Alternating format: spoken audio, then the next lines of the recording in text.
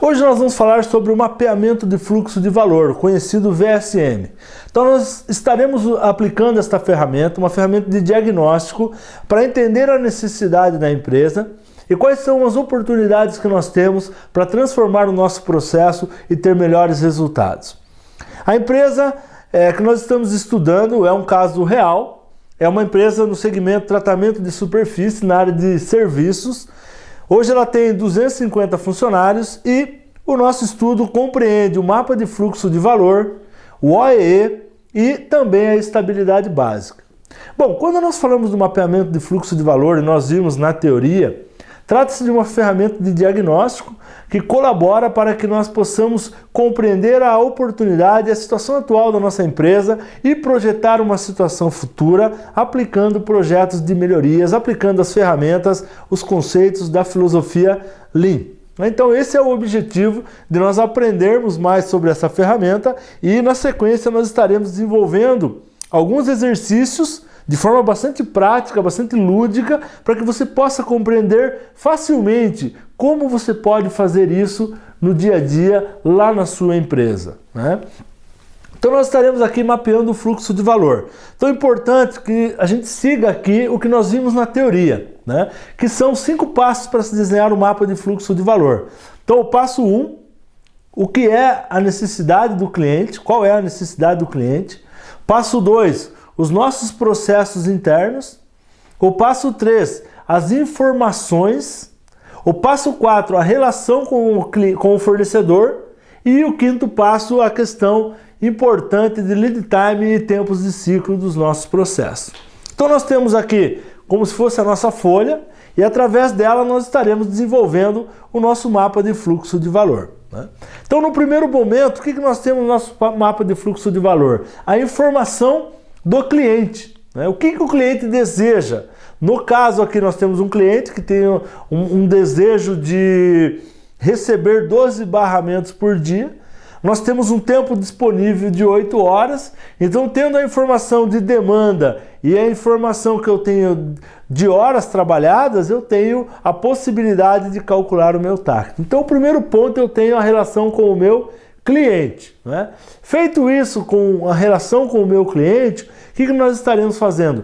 Desenhando o nosso processo, da esquerda para a direita, o que compreende o nosso processo. Então você vai lá e percebe, antes do primeiro processo que eu tenho o estoque. E depois do meu estoque, então no meu estoque eu sei que eu vou desenhar aqui o meu triângulo, né, que mostra o meu estoque. E na sequência, o que eu tenho? O primeiro processo. Então eu tenho aqui o processo de recebimento. Então nós vamos colocar as caixas de processo e abaixo da caixa de processo, como nós vimos na teoria, nós temos a caixa de dados, onde eu coloco os dados para que eu possa depois fazer uma análise crítica em cima dos dados e dos processos para ver quais são as oportunidades de melhoria que nós temos. Então seguimos aqui a sequência, mais um estoque intermediário, né, entre os processos, o processo de limpeza, mais um estoque, processo de carregamento, mais um estoque, processos de tratamento, estoque, processos de qualidade, estoque, limpeza, estoque, cura, estoque, embalagem e expedição. Então nós temos aqui os nossos processos, as caixas de processo, que compreende as pessoas que atuam no processo, que compreende também o work in process, ou seja, o produto, o estoque intermediário entre os processos. Automaticamente, observando esse tipo de situação, você percebe que é uma empresa que não tem um fluxo muito adequado, não é contínuo, em muitos pontos empurrado. Então é a oportunidade que nós temos para atuar com melhorias. Mas vamos desenhar o mapa para ver quais são as oportunidades. Então, tendo aqui os nossos processos, nós vamos analisar também as caixas de processo, né? Quando nós falamos da caixa de processo, nós estamos falando exatamente de que tipo de oportunidades que nós temos nos nossos processos. Isso posteriormente pode ser estudado e vai com certeza impactar positivamente na nossa empresa para que a gente possa para que a gente possa atuar diretamente com projetos de melhoria na empresa. Tá? Então, segunda parte do nosso mapa está desenhada, está ok. Então, parte 1, cliente, parte 2, a sequência do processo. Vamos para a parte 3 do nosso mapa. O que é? O fluxo de informações. Então, como a informação chega internamente para que as coisas aconteçam. Então, nós temos aqui uma informação eletrônica que vai até o nosso PCP. O PCP, ele programa a expedição, ele programa embalagem, programa carregamento, programa limpeza e programa recebimento. Então, depois que ele recebe a informação, o input do cliente, automaticamente ele gera informação nesses 5 pontos. Esses 5 pontos fazem com que haja o movimento do produto internamente. Tá? Então fica muito claro como é feita a programação. Após a programação do cliente que chega no PCP, o start interno ele também faz a relação com o nosso fornecedor. Então nós temos o nosso fornecedor lá na ponta, e daí nós temos aqui a previsão semanal que o cliente passa e pedidos diários. Aqui nós temos a programação diária, que é o que vai para as células de trabalho. E aqui nós temos a programação de 12 semanas com a atualização diária, né, para o nosso fornecedor. Feito isso, o que acontece? O fornecedor ele tem a periodicidade de envio dos produtos, da matéria-prima, no caso ali 3 vezes por semana, né? Então, feito isso, nós já temos algumas partes importantes do nosso mapa. E agora nós vamos para a quinta parte do nosso mapa, que é o quê? A linha do tempo. Então, nós temos aqui o nosso estoque e temos aqui a nossa demanda. Né? Lembrando da teoria, o estoque dividido pela demanda diária é igual ao lead time. Então, nós temos aqui um estoque de 45 barramentos, dividido por uma demanda de 12, é igual a um lead time de 3,79 dias.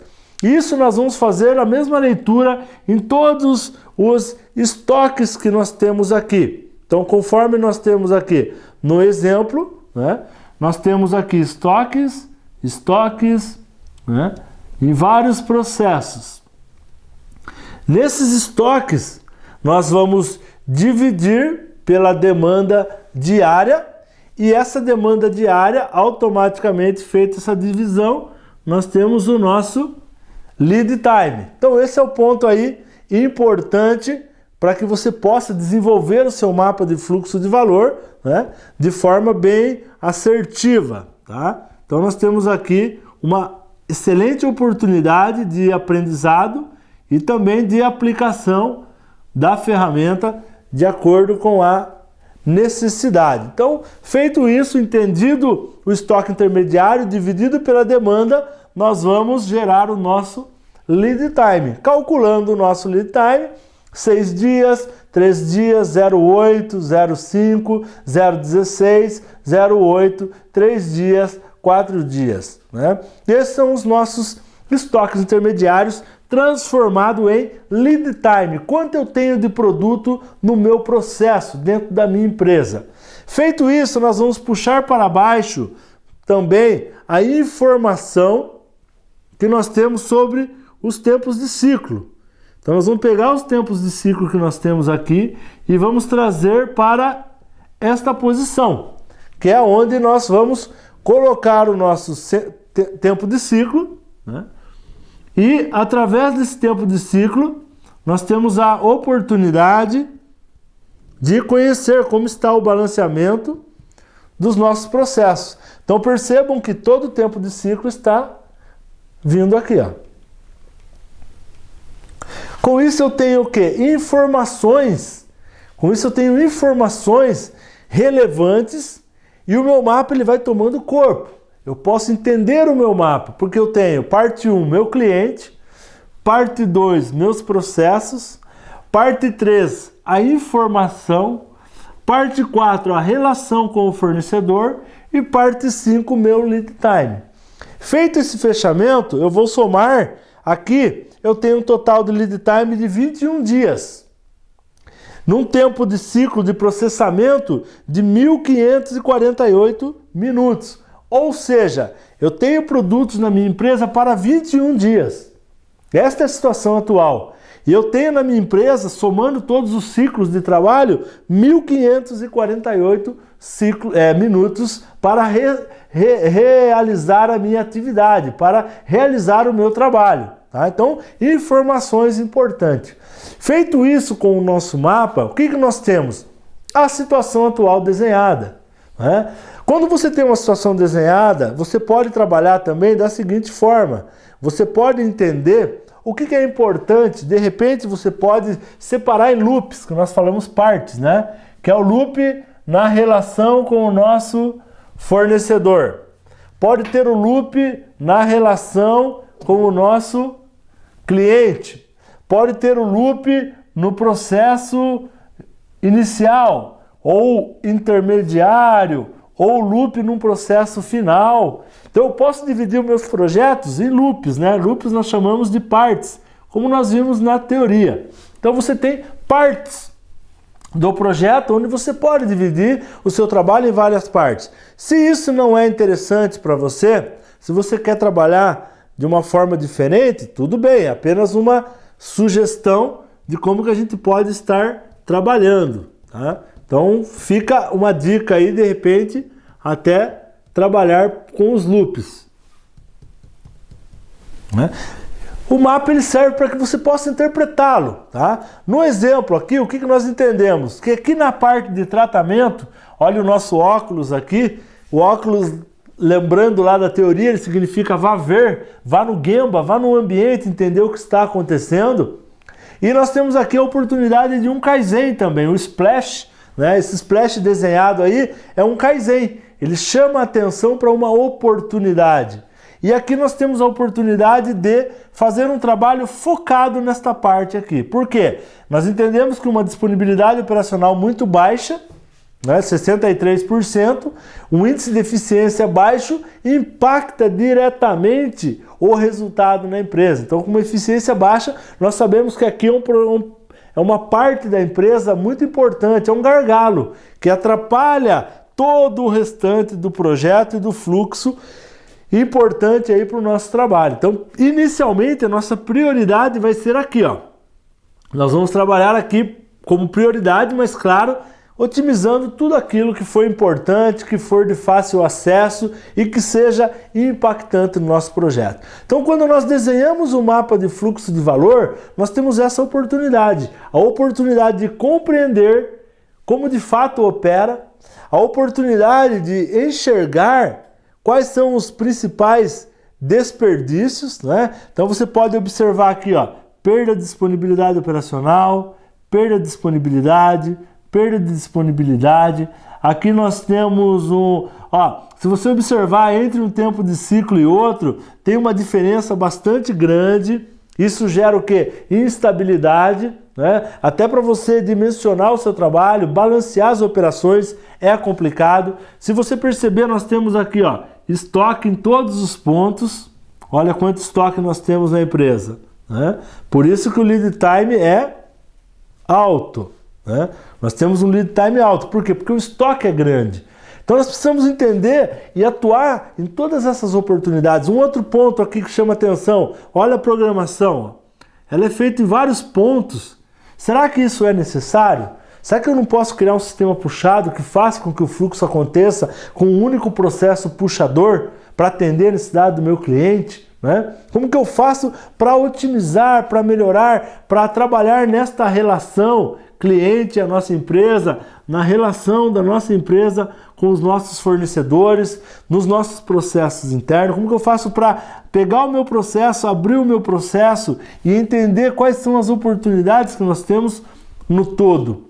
Né? Então tudo isso são oportunidades de atuação que nós precisamos entender qual é a prática, entender qual é o caminho e principalmente entender quais são as oportunidades que nós temos no nosso processo. As oportunidades que nós temos nós podemos trabalhar fortemente nelas, definindo projetos e indicadores, abrindo um A3 específico para cada tipo de projeto, e através do mapa de fluxo de valor você pode trabalhar com Kanban, gerenciamento diário, cadeia de ajuda, uma logística integrada, uma logística Lean. Você pode trabalhar com balanceamento de operações, trabalho padronizado, você pode aplicar projetos de SMED, né? Então você tem muita oportunidade, estabilidade básica, entre outros. Você tem muita oportunidade quando você parte de um mapa de fluxo de valor, quando você compreende o teu processo, entende quais são as oportunidades e através dele você evolui, como nós estaremos fazendo nos próximos exercícios, evoluindo para que através dessa prática o aprendizado aconteça, para que você possa fazer isso na sua empresa na mesma simplicidade que nós vimos nesse tempo que estamos juntos, tá? Então esse é o desafio para você. Se tiver qualquer dúvida, qualquer dificuldade, nos procure, estaremos trabalhando juntos nisso para que você tenha êxito. Mapa de fluxo de valor, ferramenta de diagnóstico que ajuda na melhoria, na evolução da sua empresa. Muito obrigado.